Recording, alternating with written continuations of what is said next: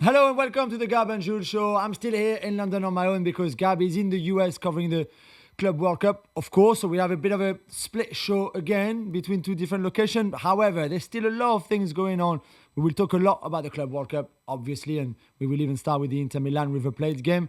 But there's also transfer news. There's also sad news for Lyon, who've been relegated to the French second division, and many other things going on in world football right now. But Gab, we thought Inter Milan River was a good place to start the show.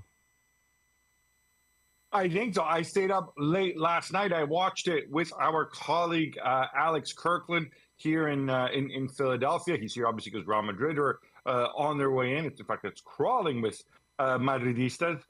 And I thought that first half, I got so excited going into it because I'm like, oh, I get another shot at Pio Esposito, one of the two great Esposito brothers on this Inter team. Finally, a young up-and-coming center forward. And he's up against who? He's up against Franco Mastantuono, the South American answer to Lamine Yamal.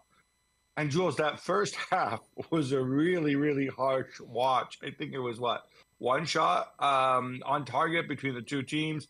It got physical. Something happened at halftime, and I think Inter kicked it up several notches. And then at the end, though, again, very old school. Marcos Acuna ready to fight everyone from the Inter bench, and then reprising his World Cup feud with Denzel Dumfries. Yeah, I mean, it was, I guess in a way, the two teams could have qualified together. There was obviously, and we will talk about it, the threat behind them in that group for one of them to not qualify. But they could also both have qualified. And I thought it was a strange approach to the game for Gallardo and for Kivu too, to almost not really playing that first half. He was very physical, as you said. There was a lot of tackles flying around. There was a lot of fouls. There was not much quality at all on the ball because you just didn't have much time for it. River were pressing hard and hard and hard, and you knew they would not be able to keep it up, really. So I thought it was a strange. I thought it was a strange first half where it almost looked like neither of those teams really wanted to go for it, and knowing that if you'd won that game, then you would be top of your group to start with, which is very good, and potentially knocking out the other team, depending on obviously the other game in the group. So I was a bit surprised by the approach that the two teams took in the first half, and then more overall what River did in that game, because like we said, they had a big chance of going through and qualifying, and they never really played that game for me. No, I agree. It's weird. I mean, look, this is tournament football. You get obviously one game influencing the other one, and there was the issue. Would they sort of settle for a draw? How would it be impacted by the other game? But man, as this game went on, I really thought River right now in the second half is just really kind of devoid of quality and really losing a lot of their discipline. Whereas I thought Inter, again, we saw the experience that's there. We saw the quality that's there, and I've been enjoying watching Aslani in central midfield, sort of doing his Hakan Çalhanoğlu impersonation. But Jules, I have to ask you though about what happened with Dumfries. I love these feuds that kind of go on and on. Dumfries and Acuna. This obviously goes back to the Argentina-Holland game at the World Cup. The whole Lionel Messi, que mires bobo at Wout Weghorst, words exchanged, trolling. And then at the end, you see Dumfries basically sprinting out of the stadium, chased by Acuna, with fans pelting him from up top. Again, this is old school. Yeah, really old school. Like we've all been, especially when we were younger, things like games like that happen. But Acuna really losing not just his temper, but the focus, everything. Just keep pointing and saying to Dumfries, "Let's wait and let's go together after, and let's sort this out after." And clearly saying to Dumfries, we're not going to get a red card here. Let's not do it on the pitch. But after, I'll be waiting for you in the dressing room after to sort this out. I don't know exactly what started there. I think there was a bad tackle maybe in the first half, and then they went on it probably for a long time then during the game. The issue I've got is that it really looked like Acuna was then out of his game. That was not focused on the game at all and what he had to do, but just more thinking about going and smash Dumfries after the game in an old school fight. And that just at that level again, we've seen scenes like this, but in amateur football, in Sunday league, Sunday morning football, not really in a Club World Cup. Huge game, because this is, like we said, to qualify for the last 16, this almost a last 32 tie. Into Inter a little more, the beaten Champions League finalists. I don't recall who they lost to in the final. Maybe you can... Me neither. Yeah, funny that one. Please do let us know. It's obviously the end of an era with Simone Inzaghi, and I've made the point that I think because of the club's financial situation, and look, they were under a UEFA financial fair play settlement, so they're still limited. Oaktree, the fund that controls them, will issue more. Will refinance the debt essentially rather than putting in more equity. Surely that's what's being reported.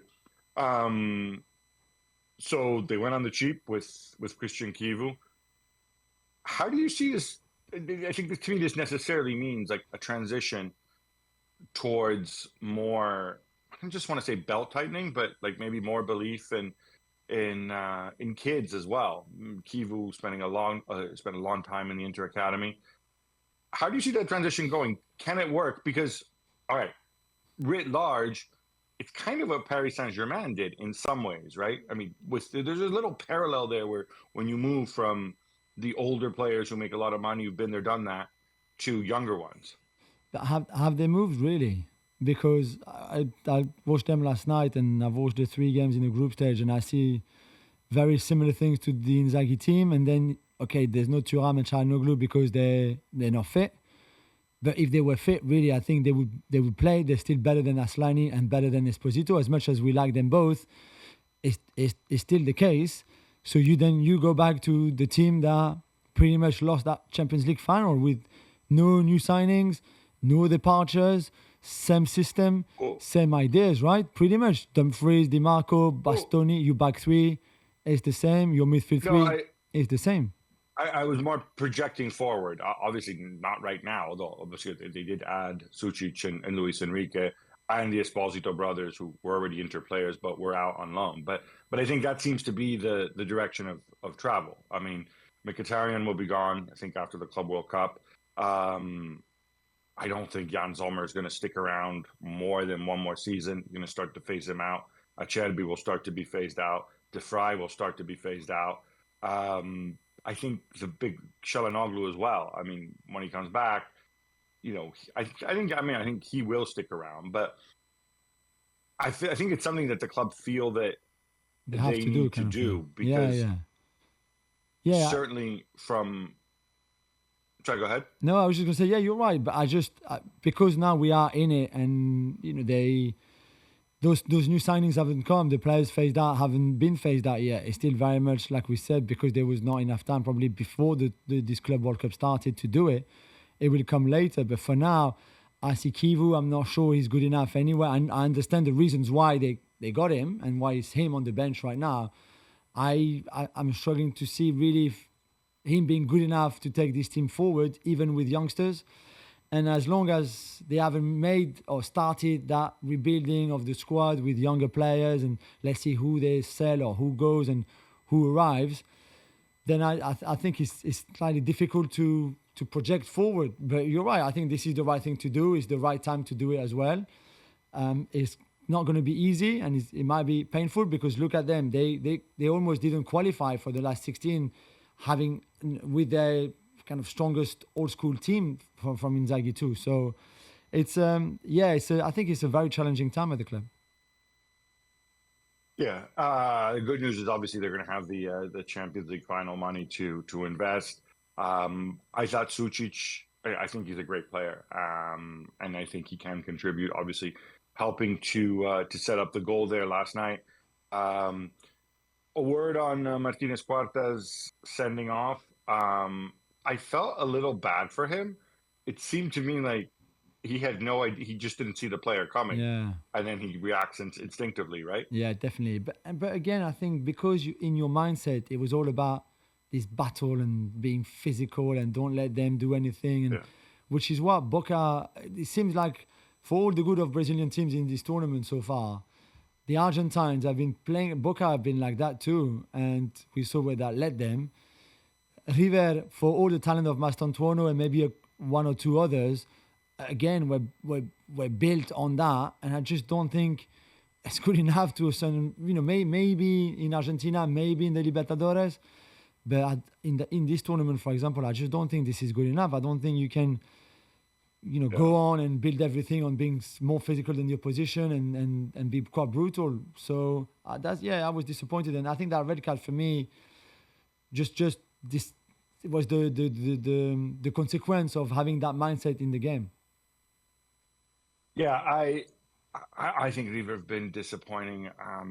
And let's wrap this by talking about sort of two guys one guy who got a ton of hype maybe 10 years ago, and one guy who's getting a ton of hype now. Mastantuono, I thought in this game was almost absent. I mean, he's physically on the pitch, but that's about it. He tackled hard a couple times early. We've seen him. It's almost easier to judge him from the previous games. Based on this one, though, he doesn't necessarily seem ready, and it's weird because when I look at him, Jules, he does not look a bit like Yamal. Might have looked like a 17-year-old or a 16-year-old even, but he didn't play like one. Mastantuono looks like a grown-up, but he didn't play like one in this game. Yeah, but again, I think we go back to the approach and to what maybe Gallardo wanted this team to do, because it's just not helping him. It's not helping him when you're all about physicality and winning duels and that's all you think about. And if you don't think about playing when you've got such a talented player that is so good technically, I just don't see the point. So even when he had the ball, there was just nothing around him, not much movement. There was not much rotation, not much connection. And I just think I felt a little bit for him because he's clearly very good. And if we don't see him being very good on the pitch, is that there's a problem not just with him, but with the structure around him in this team. So, going to Real Madrid, going to Europe with a team that suits his qualities more, in leagues that suit his qualities more, will be good for him. Is he ready now to start every game for Real Madrid either on the right-hand side or in a more central position? We don't think so, right? From what we saw, like maybe Arda was not ready either when he moved from Turkey to Real Madrid. But then it's still very exciting to know that Xabi Alonso can develop him and I can develop with his team, because there's clearly an incredible talent there. No, and I think Real Madrid are going to have to make a big call there. But just too many bodies kind of operating in the same spaces, right? When you go from Rodrigo to Arda Güler to Brahim Diaz to Valverde, if you want, you put him out there too. To this guy as well. It's just an overload of players, and you want to give them a minute because they all, other than Valverde and I guess Rodrigo, the other guys are all people, or certainly Güler and Mastantuono are people who need to grow. So I'll be curious to see if maybe they think low, and maybe they even think Real Madrid B. It's curious, but they do have a talent on their hands. I want to finish on Gallardo because he's the guy I mentioned who 10 years ago was much hyped. I don't know. I wonder, he's been so successful in South America. He's, won all these accolades, continually kind of being linked to big European clubs, goes to Saudi, doesn't work out, comes back. Has the train left the station in terms of Gallardo maybe coming to Europe and having an experience there? I'm not one of those people, who says, oh, you have to come and do it in a big European league, otherwise you're nothing, because he's done so much where he is. But I kind of feel like he's been there, he's done that in South America. And I thought this tournament was maybe a chance for him to show what he could do tactically as well. Yeah. But I was really disappointed. Me too. Not just tonight, but over the 3 games. Yeah, me too. I mean, apart from the first game, maybe against Urawa when they won quite comfortably. But then the 0-0 draw against Monterrey was horrible to watch. And for a team like them to not being able to do anything in that game was really, really disappointing. And then in this one, okay, Inter are a very good team, we know that, But this is this huge key game for you to qualify and go through. You've got the home, like it's almost like you were playing at home. You've got so many fans there. You are halfway through your season when Inter just at the end of a super long, tiring season with disappointment after disappointment. So this is your chance, and that's what you produce. And he has to be blamed for it. And I know he won the Super Classico against Boca. So there's been highlights of this season already for River. Okay, great, and they can still win things.